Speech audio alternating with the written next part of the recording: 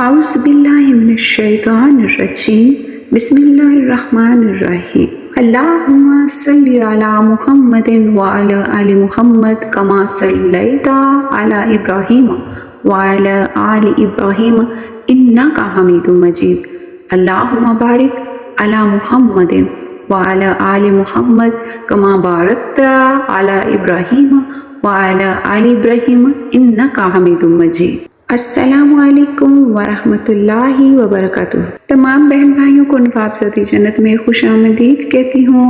امید کرتی ہوں اور شکر گزاری کرتی ہوں کہ اللہ تعالیٰ نے ہمیں اتنے خوبصورت دن دیے ہیں ذی الحج کے، اور ان کی بہت زیادہ فضیلت ہے، بہت زیادہ اہمیت ہے۔ اللہ رب العزت نے ان دنوں کو بہت زیادہ پسند فرمایا ہے۔ نبی صلی اللہ علیہ وسلم کی حدیث آپ جان لیں، رسول صلی اللہ علیہ وسلم نے فرمایا کہ اللہ تعالیٰ عبادت کے لیے عشرہ ذی الحج سے بہتر کوئی زمانہ نہیں ہے۔ ان میں ایک دن کا روزہ پہلی سے نویں تک جو ہے ایک سال کے روزے کے برابر ہے، اور ایک رات کی عبادت کرنا شب قدر کی عبادت کے برابر ہے۔ اتنی اہمیت، اتنا زیادہ تو ہمیں بالکل بھی غافل نہیں ہونا چاہیے۔ ان تمام باتوں پر ہمیں عمل کرنا ہے جو بتائی گئی ہیں۔ ان دنوں میں کیا گیا عمل سب سے افضل ہے، اور ان دنوں میں کیا گیا نیک عمل اللہ تعالیٰ کو بہت زیادہ پسند ہے۔ یہ میں نے آپ لوگوں کے ساتھ حدیث بھی شیئر کر دی ہیں، اور آیتیں بھی آپ کی اسکرین کے اوپر ہیں۔